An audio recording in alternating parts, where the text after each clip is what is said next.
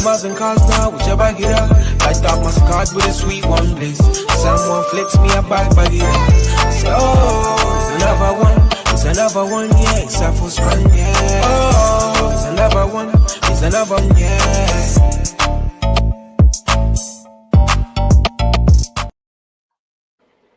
Good evening, guys. Welcome to Crossroads in Boxing with myself, CJ Spate, my main man, Ricky R.I.P, and Ricky Hands of Stone. You're privileged tonight, guys, because there's all three of us here. We've not done that for a while, so it's a special one tonight. How are we doing, boys? Are you all okay? Good, man. Good, man. It's good to have you two back together. All three of us. The three musketeers are back. Let's do it. Ricky? Let's do it. Yeah, I'm all good, boys. CJ, how are you? Good. Very good. Looking forward to being back on with you all, guys. Hope we have a busy one tonight, and obviously the main thing tonight is to speak about the sad passing of one of British boxing heroes, Ricky. Before we get into anything, we'll go to a short commercial break.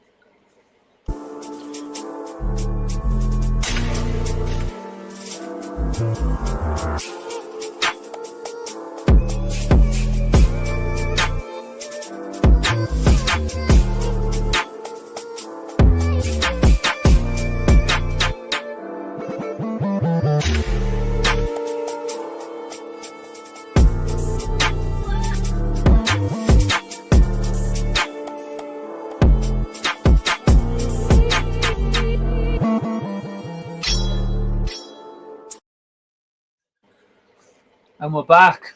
How are we, boys? Ready to go? We're back. Yeah, ready to go. Ready to go. It's been a mad weekend, but like you said before we get started, it's only right that we do.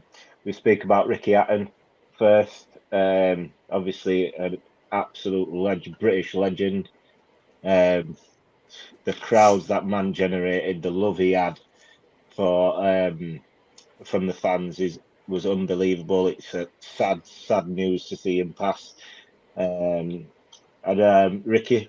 you want to say a few words before we get on to some more tributes for Ricky? Yeah, it was one of those things where I just literally got in from work, and I waited for my young one to wake up to watch the boxing, just typical normal day, and then you see the news hit, and I'm honestly like, I won't lie to you, right? There's not many celebrity deaths that actually like bother me, because they're not going to care when I pass on, are they? But Ricky Hatton was someone I grew up, as many other people would have done as well, probably yourselves. Watched him live. We loved him. He was amazing in the ring. He was amazing out of the ring. He connected with his fans on another level compared to many other boxers that still don't do it to this day. And if I'm honest, it's affected me all week. And I was only talking to a young lad that CJ knows, who was working on one of my sites. And when we started talking to it about it again, like I was telling him, like, it's affecting me all week. It's not just something that's just like, oh, I've got over it. I'm like actually really, really bothered by it, and I could at some times get quite upset, like actually discussing it. It really upsets me. It was a man that I met when I was young, training at Highfields ABC. They took us down to that gym to meet him, to like move around the ring with him. We had pictures with him, and he embraced us all. I had his DVDs, his books, all of his fights on one set, just everything. I had pictures of him on my door in black and white, as you would do. I'm just really bothered by it, guys. And what a man, what a legend. And it's just a shame about how it's happened. And it's just one of those moments where you just think, only. I mean, I know his family were in contact with him, but it's like you just wish you were able to do like something about it a little bit. But it's life, and it's just not great for this moment. But CJ? Yeah, deeply saddened. A true hero of our generation. You know, someone who us three will have grown up watching. Just sad to think that's how it's ended. Sad to think he was getting back in the ring in December. Tough to tough to take it in, tough to see it unfold. Thoughts and like prayers out to his family. Obviously, it's a massive loss for not just the sport of boxing, but for the world in general. I mean, Ricky was just he was a comedian. He was one of the best people to have in public as a speaker. I mean, his dinners were legendary. You know, where he's talked about his stories, where he's been to back and beyond. Just very, very sad. Mental health awareness is a massive thing. People need to speak. Blokes need to speak to each other. Everybody needs to get together and help each other out. Yeah, he'll always be remembered as one of the best ever for Britain in the world, but certainly for Britain. 100%. True here. As we do here, we try to, if we can get to it, do a 10 count. We've previously made videos, but I've managed to get this one up, crop this one up, which we'd like to do for Ricky before we continue the show. So.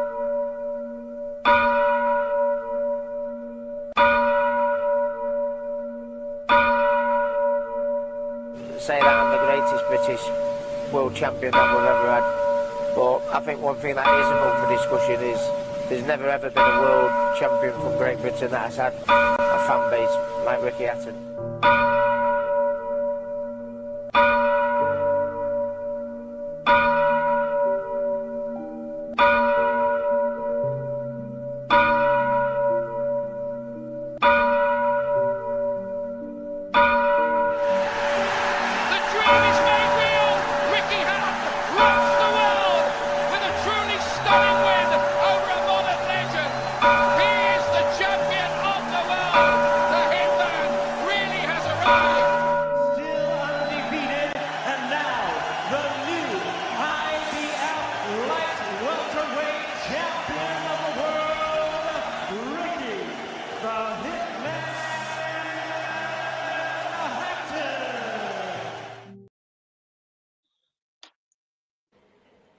Yeah, I just want to say rest in peace for Ricky Hatton. Thoughts and prayers with his family. It's a tough one, that is. When I saw that video and I thought I could crop it and just add a few bits to it, it was sad just watching it, just remembering them moments, the Costa Zoo moments. It was just crazy. And for me, I remember when he was fighting Floyd, and I was a massive Floyd fan. I was watching the 24/7s with De La Hoya and all that lot, like before all of that. So I was a massive Floyd fan. So when Ricky was fighting him, the build up to that was crazy. My mates was massive going for Hatton. I loved Hatton, but I was a Mayweather fan, and I've always been like, Mayweather will beat him. But because just looking at it at a pure boxing. But I'd have loved Ricky to win that fight. I remember stopping up till 5 a.m. at my mates, waiting to watch that fight. But yeah, it's sad that that's all we've got now. I met him in Benidorm like probably about 5 years ago. Actually, met him in Benidorm. I was on my mate's stand there, and we'd walked into a bar, and Ricky was there, and it was like, "Oh, Ricky Hatton's." So it was like, right, we had some wax strips just for my mate. So it was like, my mate says, you know what? Go ask Ricky if he'll do it. Went up to him and says, "Oh, will you do this wax strip?" And my mate was like, "Yeah, of course." I've got the video of it somewhere, which I'll get up. But yeah, it was a sport. It was one of them people you could go up to. He wasn't one of them boxers or celebrities you go up to and go, "Oh, are you all right? Can I have a picture?" And they'll be like, "Oh, no." He always wanted to have a laugh. He was always in on it. It was like he was part of stand do for the full time we were in that bar. So he was a man of the people. He loved his fans as much as his fans loved him, to be honest with you. I think he was one of them people that loved being in the thick of it, that loved just being in and around people. He was one of them that needed people around him, who wanted to be around people a lot. Like CJ mentioned with his talks and stuff like that. He's a funny guy. He's witty. His one-liners are brilliant. Yeah, it's just sad. It is sad. It's one of those as well where I feel like like when you read his book, and obviously that book got made into a documentary, and if people haven't seen the documentary I think it's on Sky, you might be able to get it on other platforms. It's probably one of the best documentaries and emotional documentaries you'll probably ever watch. But that also, although the highs were that incredible, that is also what sort of caused the downfall. He was never able to get over, obviously, those losses and the effects of letting his fans down. And then when the lights turned off for him for boxing completely, he just couldn't get over that. And he really, really struggled with it. Like, the things I've seen in the book and things like that is he struggled that much. This is not the first time he's done this. He's done it several times where he's tried to do that. And he said he didn't have the heart for it, so then he'd just drink and take drugs so he could drink more and drink himself to death. And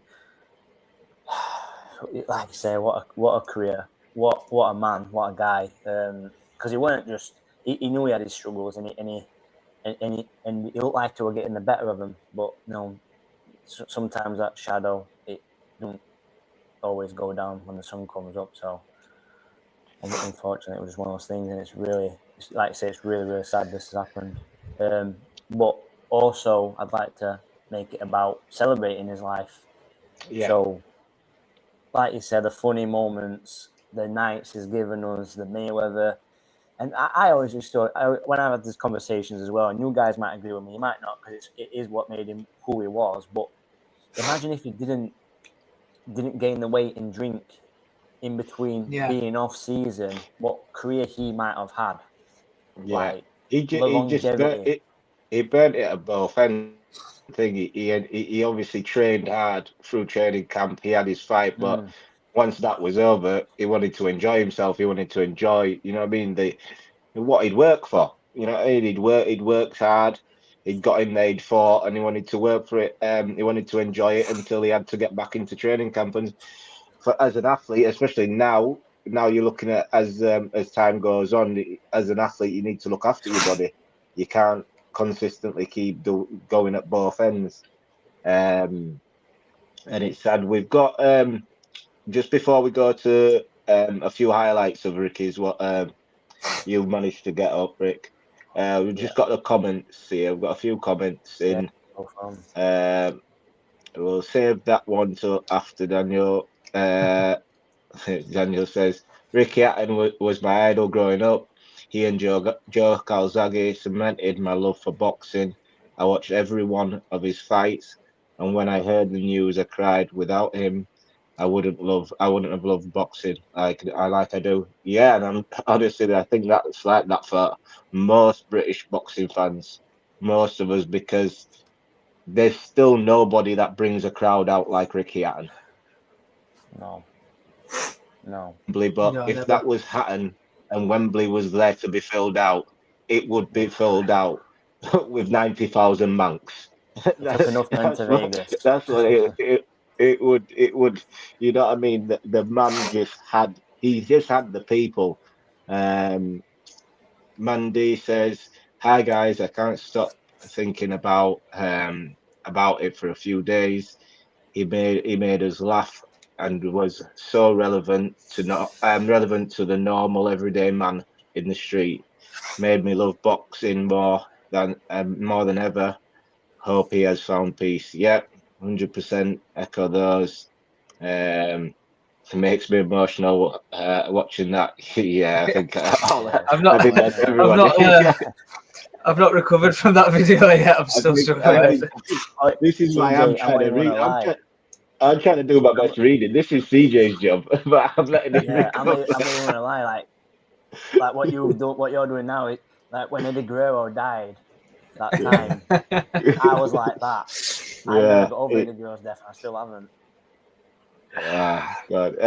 You also got CJ's mum say, love you, CJ, my boy. Daniel says we loved him more. And it's such a shame that he had his struggles, and like Ricky said, wish someone could have known and helped him a bit more than that. And yeah, it always is that. It's always But sometimes you can try and help and sometimes you just don't know what people are going through themselves, as well. What else we got? I think Shadows hard I to think for lose. Yeah, all stars, the transition of coming out of being at that top flight, not even the top flight, just retiring from your career in any sport, but obviously we'll stick with boxing. It must be so difficult. I mean, to imagine the dizzy heights that Ricky's done and been and pulled crowds like no other British athlete has ever done. Like you said, 90,000 Manx. And it wasn't just Manx, was it? It was every no, person, no. every single person loved Ricky. There was no prejudice. Like you get some fighters, and don't shoot me, I'm just picking a name out of an hat. You get some Scouse fighters, and some people won't support him because the Scouse, or you get some Cockneys and people Yeah, won't because the Cockney. yeah. Everybody loved Ricky Hatton. Everybody. Yeah, I think the transition is hard for everybody to come away from that, and as Ricky and you said, Eric, to balloon in weight, to drink to that end, and to eat to be sick all the time. It must be very hard for him. It must have been, but yeah, he has left the ultimate legacy in British boxing, one that people only dream of. I mean, if you look at the fan base Josh Warrington has had, of it being so massive, nothing compared to Ricky Hatton's though. not even close. Not even a drop. Not even a Not drop in the ocean. Not even close. Daniel has a question here. Do you guys think that his weight gain and loss so quickly could have impacted on his body Definitely and his mental body. health?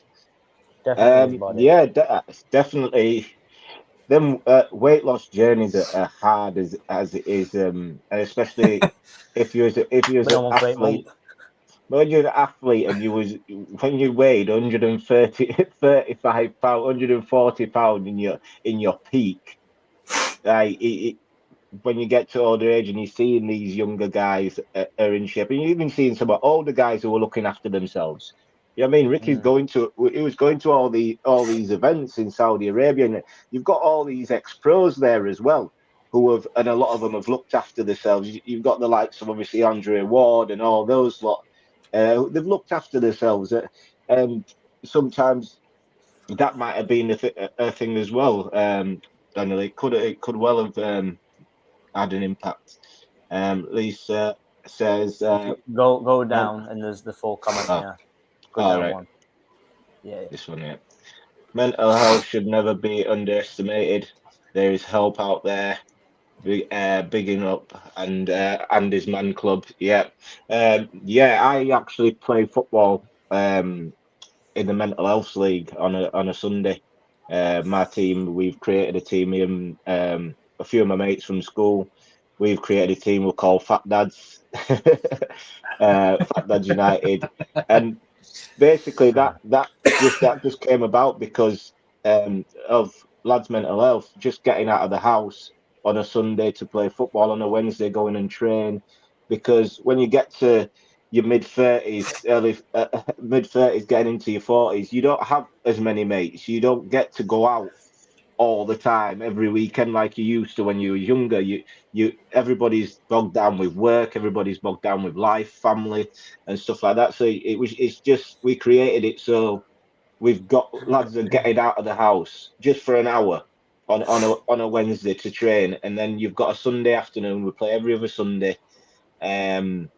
In a charity league, so we every game we play, we make money for a different charity, and we're just a bunch of lads who just want to get out, get just in, like I said, it's speaking, talking. You don't even have to talk about your problems. It's just the fact of being around people and getting out of your own head and being in an environment where you can laugh, you can enjoy yourself and forget about that for a little bit. That's why a lot of boxers struggle, because DJ will think to this as well. When you're hitting that punch bag, there's no, and you're exhausting yourself. For me, there's no better therapy for me. Like that's my therapy. Like if I've had a bad day, I just fucking unleash on that bag, and that's just how I feel. But Curtis Woodhouse, I've seen he's doing quite a lot as well for a lot of mental health stuff, and it's scary the numbers of men currently that are doing this. and it's only getting worse just because the demands, the pressure, financial struggles of the country, everything going up, nothing looking like it's coming down. There's everything that's going off, and Andy's Man Club, that they hit home because they are a great charity for it, and they literally just sit and talk to you, and you can just go and just speak to whoever, and yeah, just speak to people, just talk. If you've got problems, don't go for a walk, do some sports.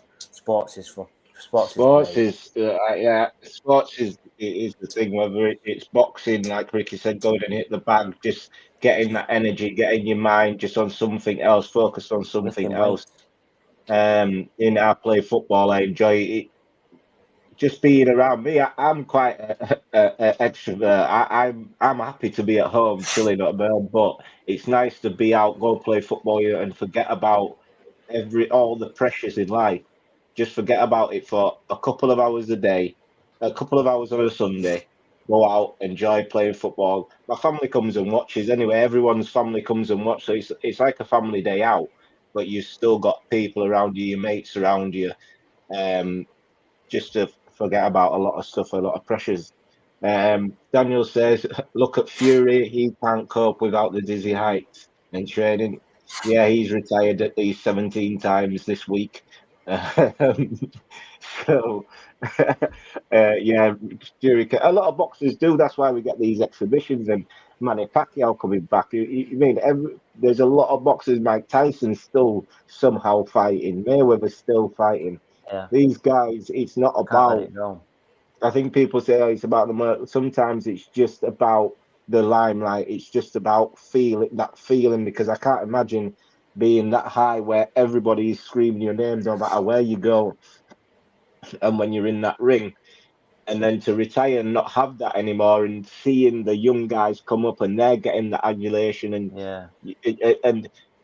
it must be a different feeling, because it's easy for us to say, oh, you just want the limelight. That feeling, I don't know what it feels like, but it must be one of those things that when it's not there, it's noticeable, because a lot of boxers come out with mental health. There's a lot of boxers who do. So it has to be something with that. And there will be things we'll touch on in a little bit, but I do want to touch on it now, is what Chris Eubank Jr. said about Robert Smith, and where is these fines monies going to? When he's getting fined 500k, 100k, what is happening with that money? Why is that money not getting filtered back into helping retired boxers with their mental health, with finding stuff outside of boxing and stuff like that? That's what the questions we need to be asking, but we will get onto them in a little bit anyway. I A few reckon more CJ will have comments. something to say on that as well. He's always got beef with the British boxing body controls and stuff. Yorkshire I can boxing. only say so much, lads. Yeah, you haven't got Chris Eubank money. If they find me a fiver, it'll burn my pocket, so I'll have to be careful. There's only one Ricky Hatton. R.I.P. Ricky Hatton. Yeah, true. Daniel says, I know I done it, and I struggled majorly and made me ill for my last fight. I lost 10 pounds in 4 days. Lost doesn't sound a lot, but I was ill after. It sounds like a lot. Yeah, It sounds like a lot. If I lost 10 quid in 4 days, Danny, I'd be upset, mate. Never mind £10 in weight.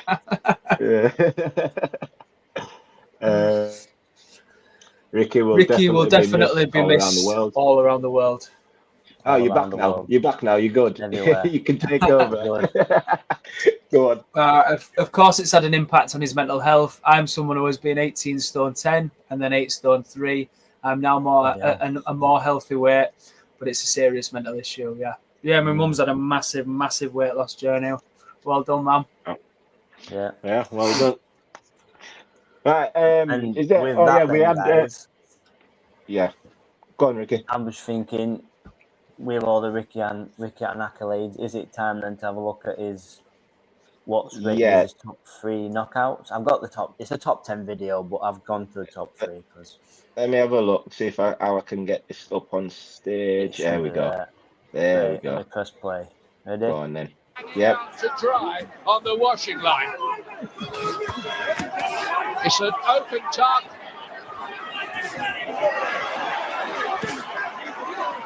Hatton just has to be careful not to go into that zone and stay there where Mauser might get lucky with one. I mean, this negating what Mauser has got, walking forward and throwing big wide arcing punches. He's not been able to do that really tonight.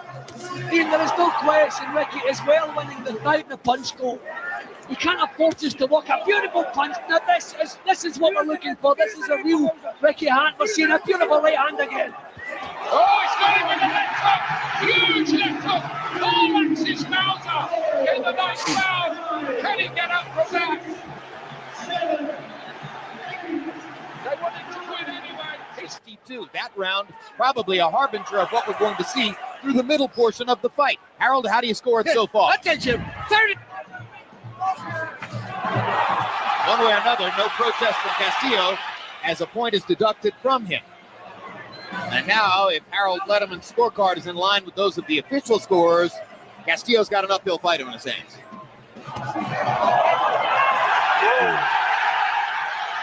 What did I say about Matter punching that head? I don't think that he can improve on his style. Certain things, good right hand. Good right hand. And that hurt him too. There's a bloody Malinagi's holding under the on. left eye of Malinaji, and Malinaji was badly hurt Yeah, by the Hatton right hand. and he had a hold. And he catches Hatton with an uppercut coming in. And There he goes. He's waiting for Ricky Hatton to come in when he should really start it. He should be first. like that. Double hooks, everything with his left hand, but they have to be double and triple. Well, we're seeing 4 and 5 punch combinations, but they're coming from Ricky Hatton. And Hatton has rocked Malinaji with a couple of big lefts in this round. And there's another one.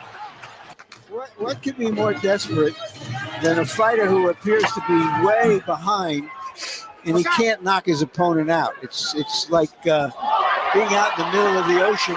Grabbed Hatton's leg before Bayless pulled him apart. You know, I think his trainer's thinking about throwing in the towel They're going to right throw it now. in right now. You are exactly right. Absolutely. To all the Filipino boxing aficionados,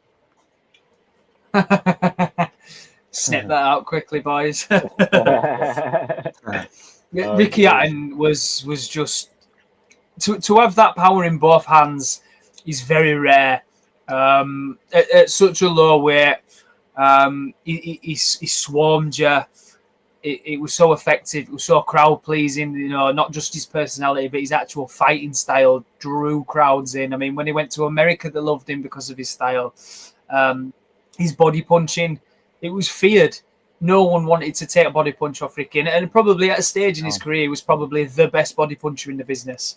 He had a massive heart, and he had that style. You don't really get it that much these days. Ricky was willing to take a punch to land a punch because he knew his punch was probably going to be harder 9 times out of 10 of what he was throwing at you. Just fantastic. You don't make them. They don't make them like Ricky Hatton anymore at all. No, it's one of those styles that, like, a bit like the Mike Tyson era, you don't see much of it anymore, that bombarding. He had a great style. They were great to watch, were exciting. That first few punches that Malinaji got landed on, I'm sure I fucking saw Malinaji soul leave his body as well, because he caught it and he was just like this, like fucking, he was just hanging on for dear life. But I mean, Well, that got still for body Ricky. shot and all. Oof. All I've got for the next bit is just to remember him by his some of his funny moments on a Facebook reel I found. Let me see if I can do this. Yeah. Right there, I think it's in it. If it plays. Wait there. There we go. Where's noise? Is there any noise? No noise, is there? No noise. Oh, there we go. Can I restart that? Nah, it's all right. Anyway, it's only for a bit. Hard day of training. Tell my cat. I remember that one.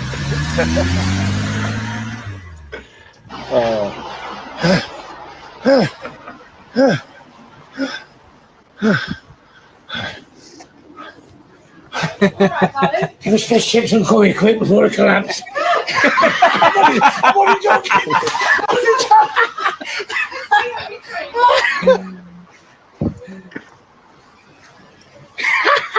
Get up there, boy. Number one son's back in town. 3 times world champion. Yes, he's got one to his head. We're having a good drink now. He's back to normal now.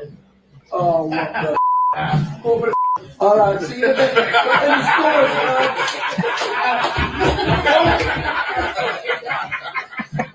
I got the car maybe about 15 years ago now. I was a smooth brother. Oh,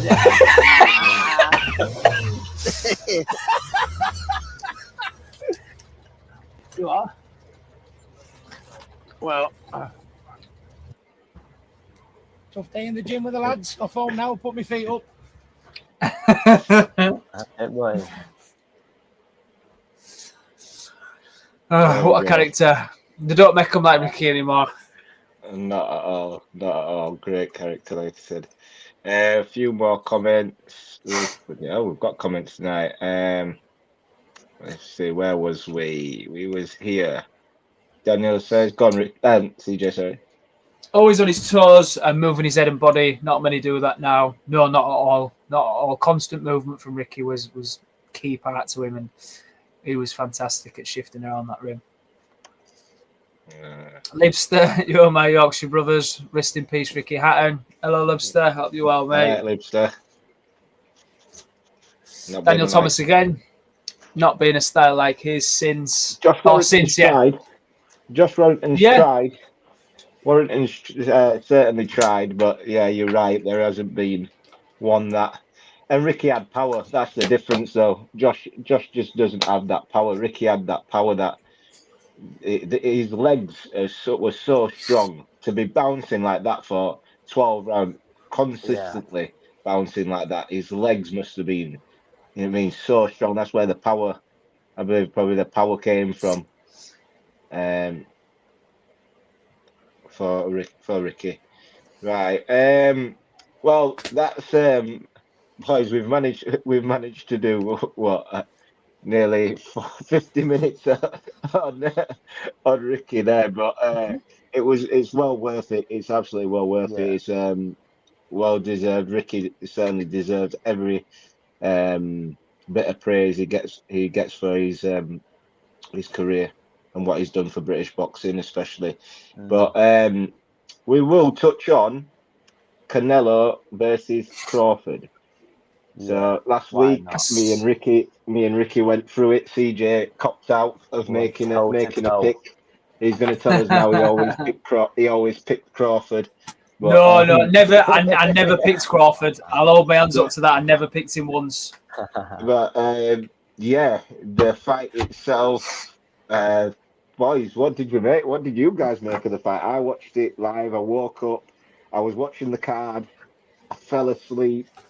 I wanted to sleep so badly. Honestly, I was watching it, but I was watching it. Got to the Lester Martinez versus Billy fight. I was laid in bed. I said to my missus, "You know what? I'll go lay in bed. I'll put it on the TV. We'll watch it in bed." I was laid like this watching Lester Martinez versus Billy, and I was like, you know what, Eric, go to sleep for an hour. Go to sleep for an hour because you've got this fight. And then the co-main. Go to sleep for an hour. Close your eyes. Go to sleep and wake up for that. Because if you go through those two fights and fall asleep through Crawford versus Canelo, because I'm tired, I was like, so I fell asleep. I woke up, bang on Crawford ring walk. I was buzzing. I opened my eyes. I was just like, I just heard some music. Opened my eyes, fully seen Crawford walking out. I was like, boom! Instantly woke up. I sat up in bed. And listen, people, casual fans or whatever, watch that fight, and whoever's saying it wasn't that exciting, and a UFC fight's more exciting. That fight was everything I needed from a boxing match with two elite fighters trying to work each other out, and there was just one man who came out on top, and it felt like that. I've seen a lot of people arguing what they scored it, how they scored it, and we'll get into that, us three. how we scored it. But Ricky, go on. What did you make of the fight? I was all fight week. I had it in my head that I was pure like Canelo. I thought Canelo were going to be too big, too strong. I expected a bit more from Canelo, to be fair, but it came out. I thought he did enough in the first round. I feel like Terence Crawford maybe just working him out a little bit, and then from then onwards, Canelo maybe got around when Terence had a round off, but it wasn't a case of. I've seen a lot of things where they're saying Crawford can't, but I saw Crawford boxing back foot, and I seen him boxing the front foot, and then I seen him go toe to toe with Canelo. Canelo, for me, PJ might agree as well. He watched it. His jab went. Ricky, your volume's a little bit low. You're going dipping in and out. Can you hear me? Yeah, I can hear you now. Yo. You were dipping in and out a little bit. His jab went missing. He were relying too much on trying to drop Crawford's guard with the body shots and then the overhand, and that seemed to be the game plan, and that would work. But again, didn't look like there were no plan B. He had no backup for Crawford, and you need a backup for Crawford, and Crawford just boxed him. It worked. I thought it weren't like I didn't have it wide. You know what I mean? I had it 116, 112. I think Crawford done the job on him quite convincingly, and I think he put Canelo to school, put him back in school. I'm devastated, mate, if I'm honest.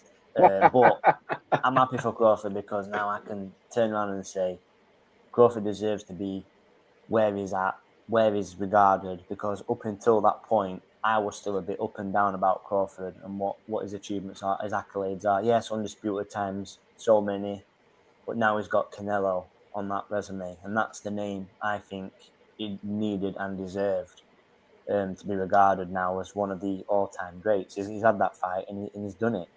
I feel like Canelo came out more popular than ever for whatever reason. He's came out he's had a statue and everything made for him. I think the right person won. He got schooled. It was more like watching Canelo versus Mayweather all over again, if I'm honest, all those years ago. So, what about CJ?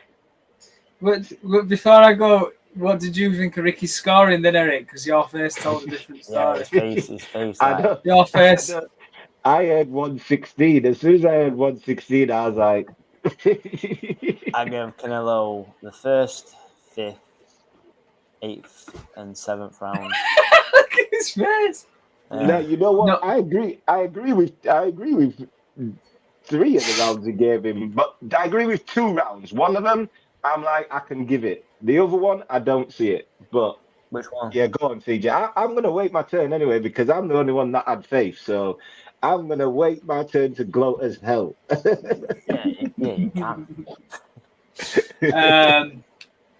I still don't like Crawford. I'll be honest. I just can't get into him, man. Obviously nothing to do with it, his ability or whatever. Just I can't warm to him. I really can't. I'm trying my best. I think he's a dick. But anyway, we'll move on. What did you score it? 114, 114? Canelo was up on my cards. No, I had it 116, 112 again with Ricky.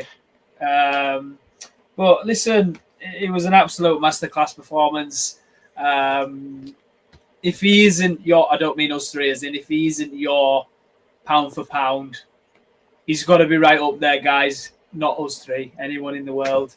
And if he isn't, who is? Because that was one of a very dominating performance. Fantastic. His reach and his movement, but his counter punching, and he was so precise with his. He just didn't look like he was going to miss a lot of the time. He was fantastic. What are you going to say, Rick? CJ, did you see the block jab punch? Did you see the boom? He blocked it with a punch and then came up. Then came over the top of it. That's not easy. That's not easy to do. That is not easy to do. One not easy to do, and probably two not easy to do against one of the best fighters ever. So he's done quality there. In the few of my notes I've written here in my little book, I like to make a few notes when I'm watching. In the fourth round, Canelo trying them body shots, them single body shots, really putting hell for leather in, and then Crawford came back with like 2 uppercuts or something, just showing the power didn't phase him whatsoever. Before you get onto yours, Eric, and hear me out, is there an aspect of too many miles on the clock for Canelo, or do you think this result would have happened even 2, 3, 4 years ago? It was his 68th fight. Timing's everything. Timing in boxing is everything. I'm a massive Bud fan. You smoke it as well? I like. I'm a Bud fan. I'll say that. I'm a massive Bud fan, but I don't. This is going to be an argument. What I think people are going to come out with who are mainly Canelo fans, or think saying Canelo's over the hill or whatever. Maybe so, but that argument goes out of the window with anybody I'm debating if they pick Canelo to win that fight. If you picked Canelo to win that fight, you had all the evidence before the fight happened. You had all that evidence of whether he had too much mileage, because I even said it in last week with you, Ricky. I said, people are looking at Canelo from 3, 4, 5 years ago and thinking Canelo, and I said last week, I'm looking at the Canelo I saw against William Skull, because that Canelo didn't win that fight for me, and I can't see him doing anything else, because even in the Berlanga fight, you dropped Berlanga, you didn't step on the gas to stop him. You dropped Munguia, you didn't step on the gas to drop him. You are not that same guy that you get in there and getting on it. You're lazy, and I think he's gotten into that phase of his career that whatever people has to do something in order to beat you. Mayweather got that status where if you aren't doing something to beat me, you're not winning this fight. You have to do something to make me out of character in order to win this fight. And I think the William Skull fight was a perfect example of him getting that favour with the judges, because he didn't do anything in that fight. He did nothing in that fight to win that fight, and he got favour of the judges because William Skull, and everybody's saying it, William Skull didn't do anything. William Skull didn't do anything. Canelo didn't do anything either. Canelo didn't do a single thing in that fight. And I said, what Crawford will do is he will implement some of what William Skull doing, and people will try call it running. Remember when I said that, Ricky? People will try call it running, but Crawford is too smart. What he will do is he will use his feet, he will pivot, he will turn Canelo. But what also his hands will be at work. He will constantly be moving. He will constantly be punching, and that activity will Canelo will struggle with that. And that's exactly what happened. He couldn't figure Crawford out because Crawford kept giving him different looks constantly. When he thought he could get Crawford counterpunched him with 2s and 3s for most of the fight. But for me, it was a masterful performance from start to finish. I think the 12th round, he put a complete stamp on it with 30 seconds to go in the 12th round, and Crawford is backing Canelo up, landing combinations, throwing in bunches, and looking to really try and stop Canelo there. That punch that lands and Canelo rolls it, and then just look fuming. But the thing is, everybody's saying, a lot of people are saying, "Oh, he rolled it." He tried to roll it. His jaw got cracked before he completed the roll. Happened. He was in the middle of trying to roll that, and Crawford just. But I scored it 9-3, 9-3 to Crawford. I think for me that's even being generous. I think the 2 rounds what Canelo actually won was round 5 and round 8. Round 1, I think a lot of people sort of gave it to Canelo. He came up, but Canelo did. I Yeah. rewatched round 1, and Canelo did not throw a punch for 2 minutes. For 2 minutes of the first round, Canelo did not throw a What do you single think? punch. So, three back and watch judges. it. Three Yeah. judges, yeah. One scored 116, 112. The other two scored 115, 113. Yeah. What? Ricky, what did I pick? What did I pick for Crawford to win by? What did I say? UD, weren't it? No, Yeah, I said split split decision. decision. I said Yeah. split decision I'll for a win any day. simple reason. I said because one of those scorecards 2 rounds is up. already filled in. Canelo's 2 rounds up. I said it. I said that's the only reason. I would be picking Bud UD all day long, but I know that at least one of those scorecards is going to be done, and they're going to try and give it to Canelo. Go on. Going off the back of this, then now, obviously, I've got the Ring Magazine rankings here now. The pound for pound rankings. Ricky, 1 second. Just before we go into that, just CJ, read a couple of these chats. Yes, man. After so we've got on screen, we've got Daniel Thomas. Crawford is the GOAT, and I'm a big Canelo fan. What a performance! What a win! What a domination! I have Canelo 3 rounds max, not as close as the cards had it.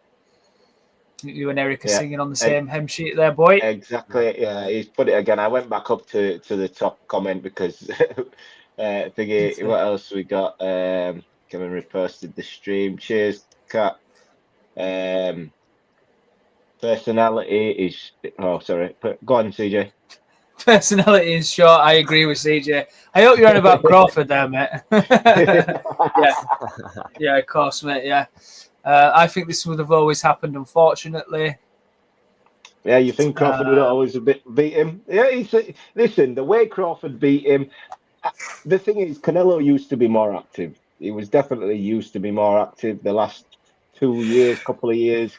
He's been relying on guys gassing out and him just sort of taking over. His aura sort of taking over in the last 3 to 4 rounds. You know, and him just stepping on it, and the crowd getting up, and the opposition getting that anxiety of I'm close to the end, but right, let me defend, let me not get stopped. And that's when Canelo says, we know he starts slow, but Canelo, when it comes to them later rounds, it's bam, bam, bam, bam, bam. And I think it's the opponent folding under the pressure of it's Canelo. The crowd is up now. Canelo lands 1 good shot. The crowd's up. He's now waving the crowd, and he sort of takes over there. But Crawford didn't allow him to do any of that. I tell you what needs to be mentioned as well, mate, is that obviously huge win for Crawford, and for the non, the boxing fans that are maybe armchair fans, if you like to call them, Crawford not being as big a name as Canelo, if you like. I hope that makes sense. He's needed a name like this on his record, 100%. But it's got to be worth saying that Crawford took away around the sum of $10 million, and Canelo took around $150 million. Crawford made more than 10. I can tell you Crawford that. made 50, I think. Crawford made about 200 50 million fight. from the start. From the start, as in then you've got your endorsements and whatever else, like on paper at the start. How crazy is that? Canelo's the face of boxing. Canelo has he's paid his dues. I still think he's a drug cheat, but he's paid his dues in the game. And he was fighting the guys coming up. He went through the old generation, the previous era. He went through them and then started going through his era. And he's at the end of his era now. That's it. You know what I mean? He's at the end of it. Lisa says Canelo needs his type, and he probably does. But I will say this: not every 168 fighters beating Canelo.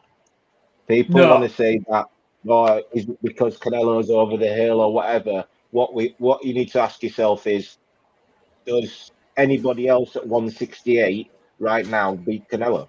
Who beats Canelo at 168? You don't. Not a lot. Anyone at 168 beat Crawford? You don't know because of the weight. I always said this.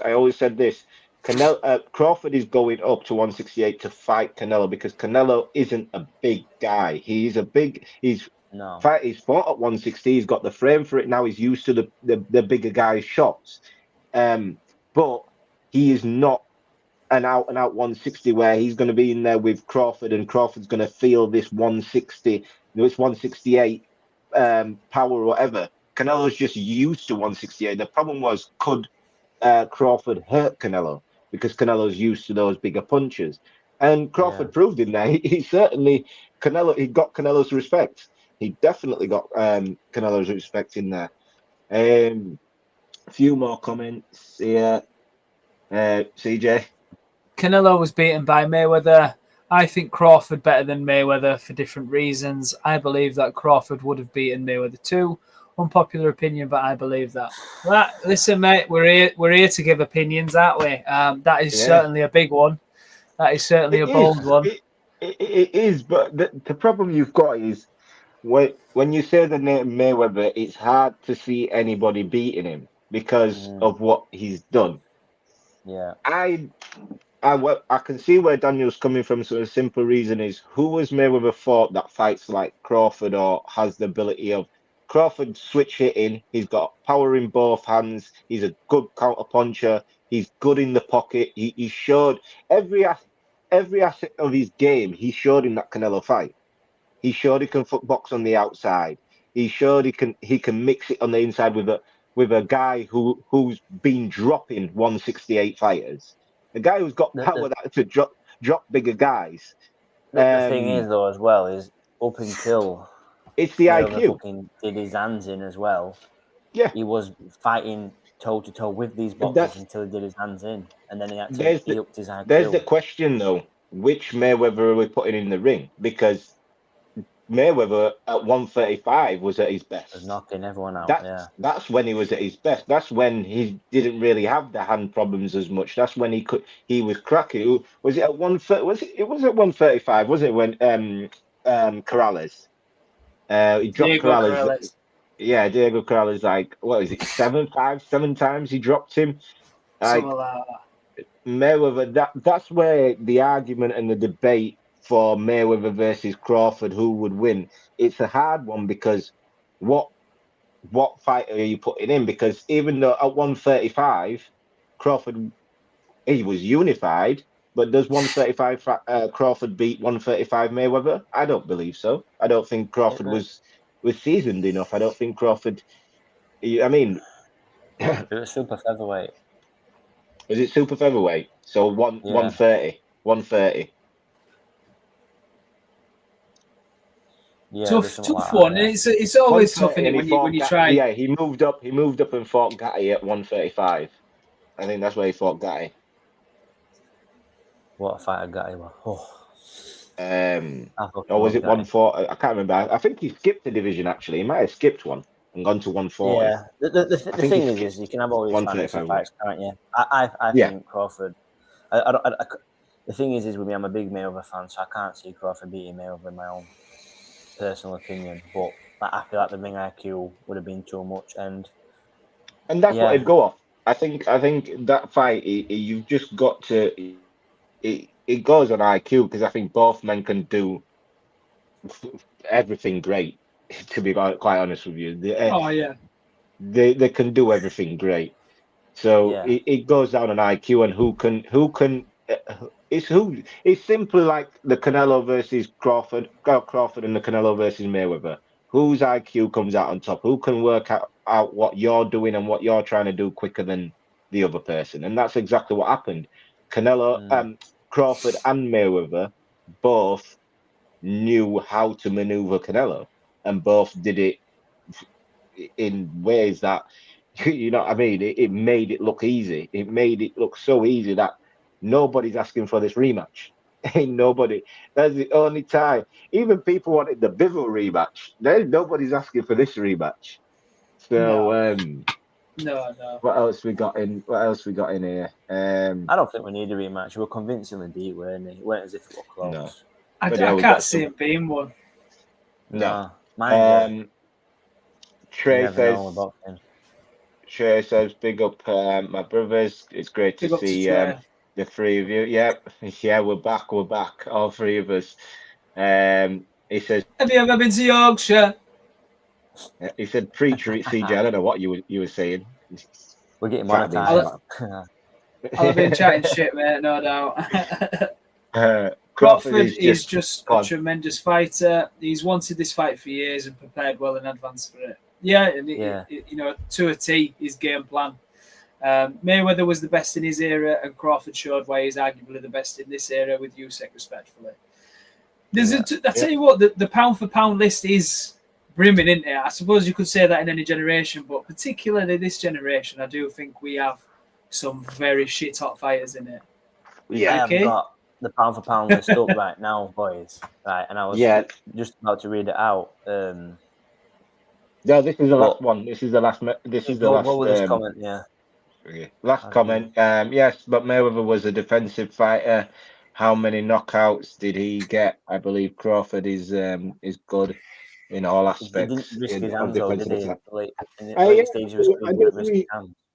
he? I agree with you, Daniel. We can't take away the fact that, obviously, like you said, Ricky, Mayweather has brittle hands or whatever, but that's still going to play a factor in the fight. So he is right that he can see Crawford.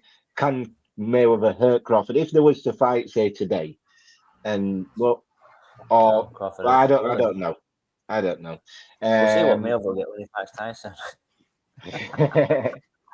It was like Calzaghe. He had brittle hands and he had to start slapping, didn't he? Yeah. Go on then, Rick. That thing in his career.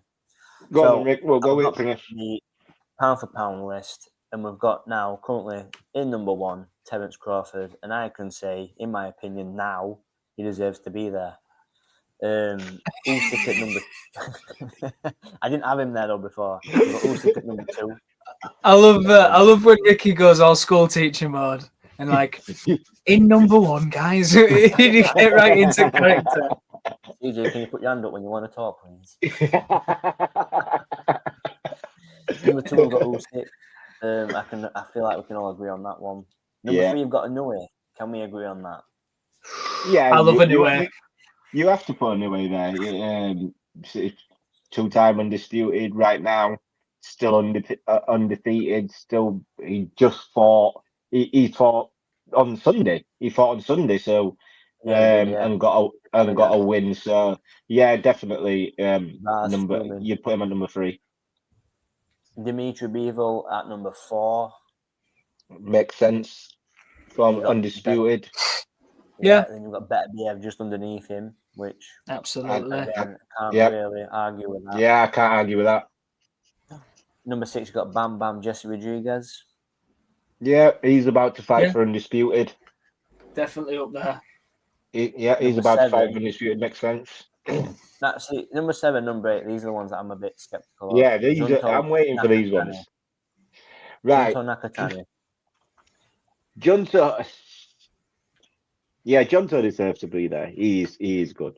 He is. He is good. Yeah, but when we're talking pound for pound, does he deserve to be in the top 10? From the guys who he's above, yeah. If not him, who? That's the question, isn't it? Let me see who else is on that list, because there's a couple of guys on that list I'm sure I don't want on that list. Well, number 8 is somebody I don't think should technically be on it, but again, you might disagree with me on this one. Is Shakur Stevenson? Shakur, freeweight world champion, above Canelo. Unified. Yeah, Shakur deserves to be on it. So you've got to look at accolades and how they did it. You've got to look at accolades and how they did it. Shakur is. But my opinion is when if you look at the last 5 fights here now, you've got Zepeda was a good fighter. You got Padley, local fighter. Nobody heard of him really before that fight. Yeah, but Padley was a stand-in. Padley was a stand-in. Yunyang. That was his first. Edwin De Los Santos. Yoshi. So Yoshino was. Yeah, Yoshino was his first fight at 135. That was his first fight at 135.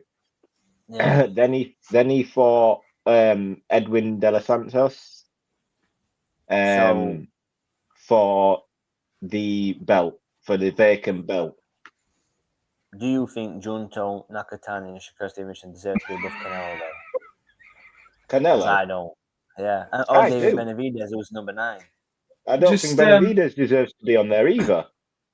In your Benavidez fine, deserves to be on there. in your fine Donny accent, mate, just say that once more. What is one? Do you think Junto? Do you think No, Junto the thing is, Nakatani? the pound for pound is not. It's not just on resume. It's you've got to be fight. You've Ring got to magazines have are doing that conquered shit. multiple divisions to be on. To be like Shakur has fought champions. To be, you mean he fought Yeah. Valdez. He fought Valdez at 130. He fought Jamel Herring as well. Like he has moved up. He's also moved up to 135. There's no one at 130 apart from Haney who moved up, who he turned that fight, and I still don't know why he turned that fight down. There's nobody else at 135 who's willing to get in the ring with him. So the guys who has got in the ring with him, he's beaten. William Zepeda was number 1 challenger. He beat him. Obviously, he was supposed to fight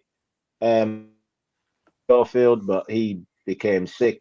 It ended up being Padley, stopped him. But I think he deserves to be up there. Junto, you look at how many divisions Junto's got up now. Junto. I still think it's crazy that Devin Haney's not on the pound for pound list. Exactly. So who's your number 10, Rick? Canelo? But That's Canelo, yeah. It's not mine, it's Ring Magazine's. But yeah, Canelo. Boom. So Canelo. I don't think you can complain with it. I don't know, mate. The problem Canelo's with climbing through those fucking weight divisions.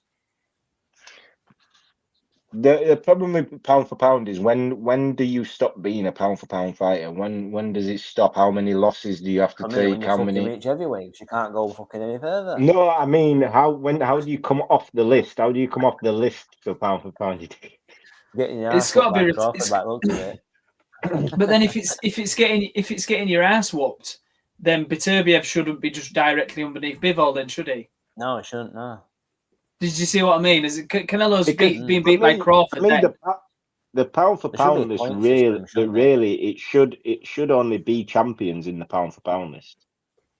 If you're not a champion, you shouldn't really be in the pound for pound list.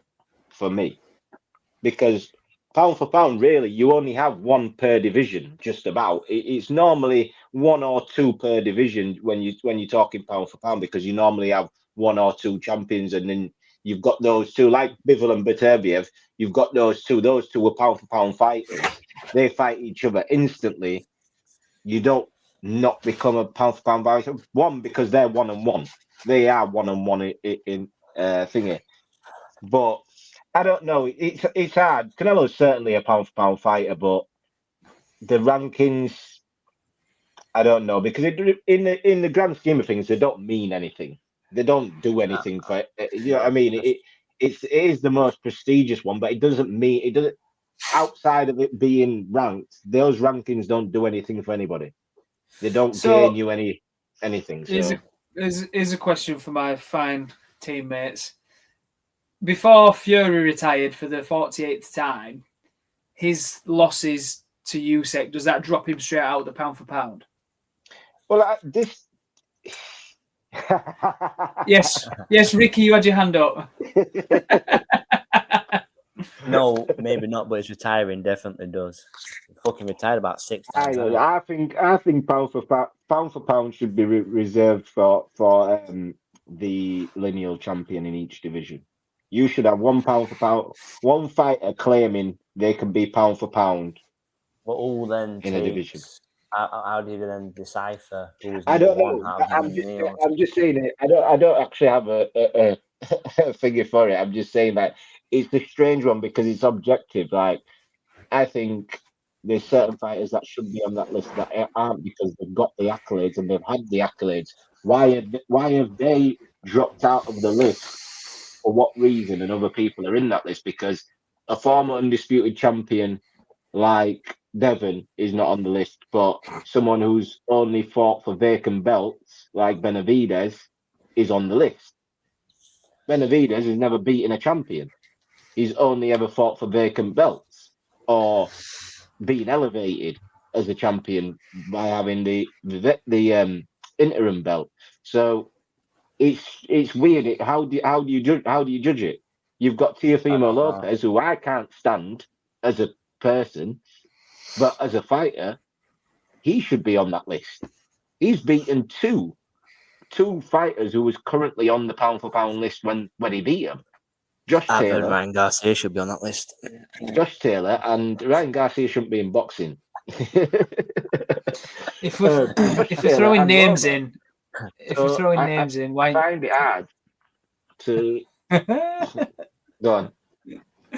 If we're throwing names in, I think a possible contender is Jake Paul, the problem child. Anyway, last topic. Let's move on. We've given Crawford all his praise. He's doing more for pound for pound because he's actually fighting a fucking lightweight in his next fight as an heavyweight. Benavidez, I don't believe should be in there. Canelo at 10 is ludicrous. I agree with top 5. And no Fury should still be in the top 10 in my eyes. What else we got? Right, before we... I've got one more topic. One more topic before we end. Before we turn this episode into a fucking feature length. Yeah. Right, in fact, it's this one actually now. Let's go. The press conference. Now, where is the money going? One, absolutely amazing from fucking Eubank Jr. by just calling him out on that shit. Right, Two, Ricky, 1 second. By Matchroom. 1 second. Just before we get into it, what do you make of this whole?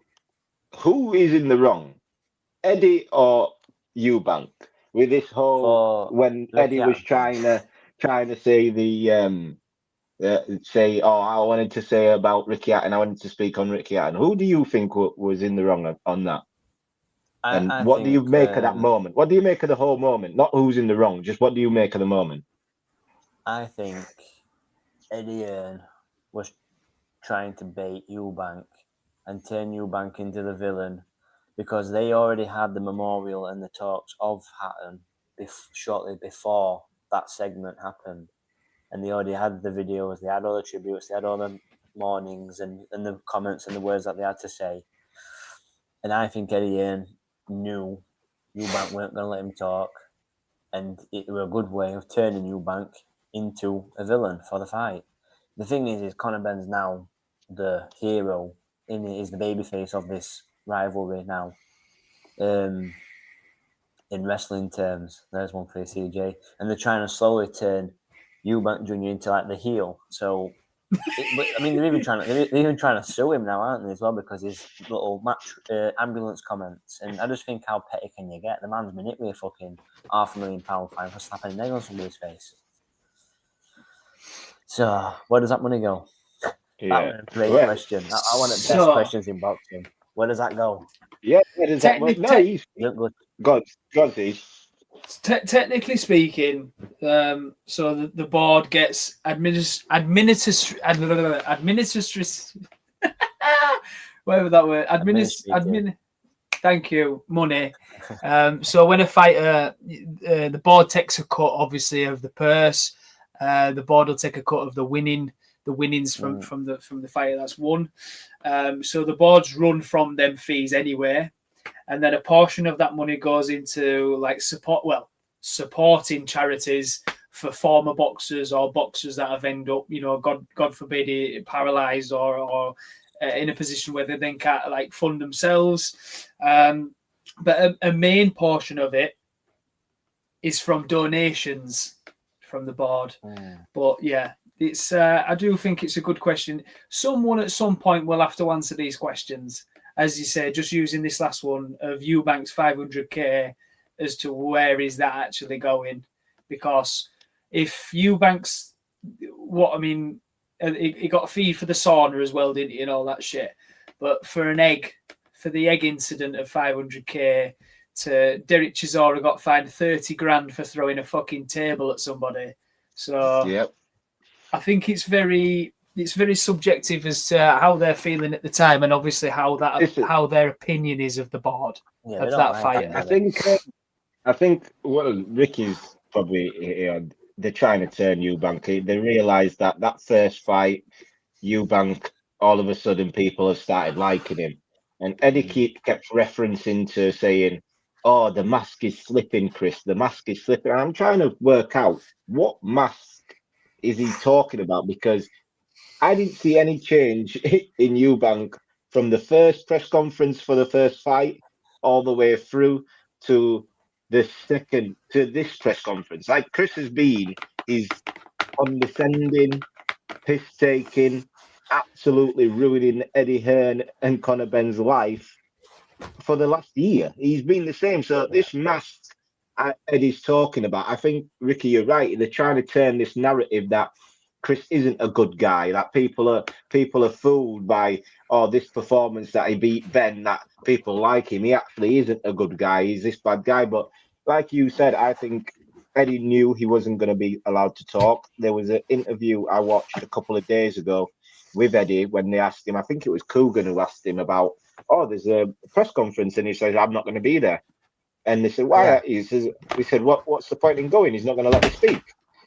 Right there and then, you said it yourself, he's not going to let me speak. So for me, Eddie knew exactly what he was doing, bringing Ricky up in that moment, especially like you said, they already did a thing. I know promoters or people want to say a couple extra words, but Eddie used that to his advantage. I think Chris probably fell right into that trap of it by not, because I think in that moment, Chris probably should have just said, yeah, have your 30 seconds, then shut up. But Eddie knew what he was doing in that moment. I think Daniel says, the PA says, I can't stand Chris even more after that. And I think that I dislike Eubank more after that press. And I think that's what Eddie was aiming for. I think that is the reaction. I think I've seen, Daniel, you're not the first reaction. I've seen a lot of this kind of reaction where people are like, oh, Eubanks, he's actually a piece of shit, and that. And I think Eddie played that perfectly to his advantage. He used it. I saw through it. I think I've seen through it. I think obviously Ricky, you are seeing it the same way, that Eddie's purposely done this because he knew he wasn't going to be allowed to speak. He knew Chris was going to interrupt him. Chris was going to say, I don't care what you have to say. And that would turn people sour, especially with Ricky being the legend and how much people love him. People are going to see it like, oh, how dare you not let him say something nice about it. And Eddie's clever, man. Eddie's very clever, and you see it. I also think that if Conor is as calm as he is from this press conference, where he's saying he's going to be all calm, he better come with aggression and fight the same way he fought the first fight, because that's his only way of winning that fight. And for me, he don't have a way. And he bearing can't in mind win the as fight. well, He can't win the fight for me. So it is what it is. Yeah. So cheap at the end of it. The fact he had the audacity to tell Eubank, you know what a contract is, when an agreement, when you sign it, I thought, you cheeky. You know what an agreement is.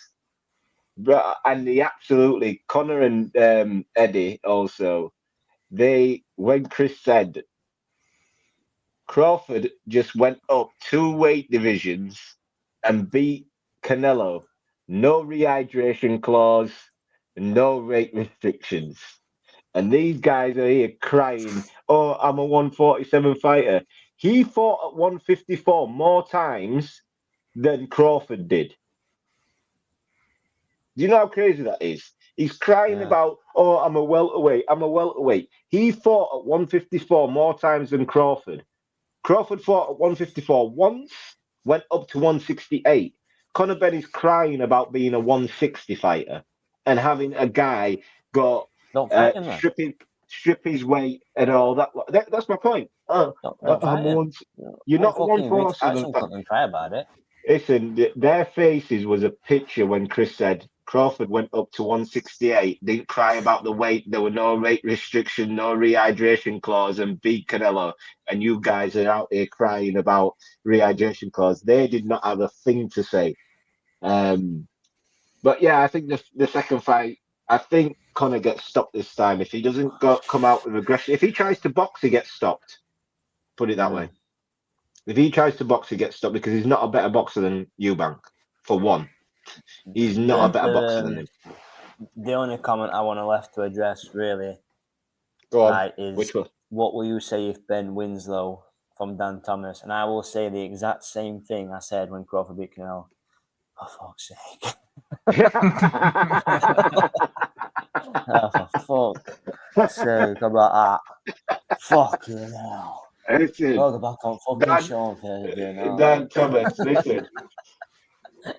If that happened, I'll wake up quickly, go to the bathroom, wash my face, and be like, yeah, I was definitely dreaming because that shit ain't happening. That ain't happening. It's not happening. He can't beat him. I said this before. He couldn't beat him in the first fight. I think the first fight was his best chance of beating him. The first fight. This time, he ain't beating him. The same thing what happened to Liam Smith in his rematch when he had Bomac in the corner. Don't be surprised if Chris stops him. Do not be surprised if Chris stops him. Eric, then, did you see that, Siege? Hey, listen. Same thing when Bomac is I've been on a roll lately. Since AJ lost to Dubois, I've been on a good roll. I've not heard any of it. A decent roll since AJ lost to Dubois. I've been on a good roll. So I have got to wrap up, lads. I've got to get next door. So. We just a couple more comments before. Let's just fire through these. People coming to the building. Libster saying to what she said. This is why Conor Benn is the GOAT. Daniel Thomas, Eubank will beat him again. Don't waste your breath putting money on it. If Ben has discipline this time and not box with emotion, I think Eubank won't handle the boxing skill. He is not more skilled as Eubank. He is not. Yeah, Chris Eubank isn't Cedric Paynow, whatever his name is, after he had a hard fight with him and then came out, decided to box. Yeah, you try and box Chris. I hope he does. I genuinely hope he tries to box Chris. Libster says loads of people thought it was 50-50 in the Eubank versus Ben fight. Ben will come back. Okay, the only thing 50-50 were fucking Conor Benn's neck snapping back. Daniel and Libster agreeing with each other. Jack Gladman in the building. Jack, Jack, you've tuned in a little bit late. We've even done an hour and a half tonight, actually. That's mad. What will you say if Ben wins? I won't say anything. I really won't. I will. Because it's not going to happen. Eubank has zero class. That ambulance stuff, if is BS, BJS said it, he would have had his license pulled. BJS should have had his license pulled a long time ago. We don't even want to hear that. He'll be getting his fucking willy pulled in prison. Yeah, we don't want to hear that. Will you be like Dad at the Usyk fight? Okay. I'll clip this and play it back when Ben wins. Listen, I've got so many clips of me saying stuff, and I keep meaning to put it on the show, but I gloat enough as it is, so there's no need. I don't need to hear it again. Both of them have their issues, but that's why we're also excited about seeing their next fight. Hype at its best. That's it, Mom. Yeah, and you, Phil, jumping in saying Eubank will batter him again. Yes, he will. Andy, give over Daniel. I can't wait to discuss this when Ben wins. Well, that's it for tonight, everyone. Thank you all for tuning in. It's been a really good show. Good to have the boys back. All three of us back in the building. Now I've enjoyed this one. We've had 30 plus people tuned in. We appreciate everyone who's tuned in. Daniel, thanks for tuning in this first time. Hopefully you'll come back and be in the chat more. It's been entertaining. Libster as usual, Mandy, Jack, Lee, who else was there? Lisa, Trey and Trill. Thanks everyone for getting involved in the conversation and listening to us ramble on for an hour and a half this time. But yeah, Ricky, anything from you? No, I'm all good, though. I'm all good. Final words? You're all good. No, CJ? it's been a fantastic show. Thank you to everyone who's tuned in to watch us and who will tune in to watch this later on. And just leave it on the note of mental health awareness, blokes. Speak up, speak out, talk to your neighbours, talk to your mates, talk to your family, talk to your missus, talk to the boys, talk to anyone. Just give each other a bit of help out there, lads. Yeah. And for the outro, I'm just going to play the Ricky Hatton video that we created for the outro. We'll be back hopefully next week at some point. One or two of us will be here at least. But I'm on holiday. Yeah, Ricky's on holiday. But yeah, we'll catch you on the next one. Thanks for tuning in.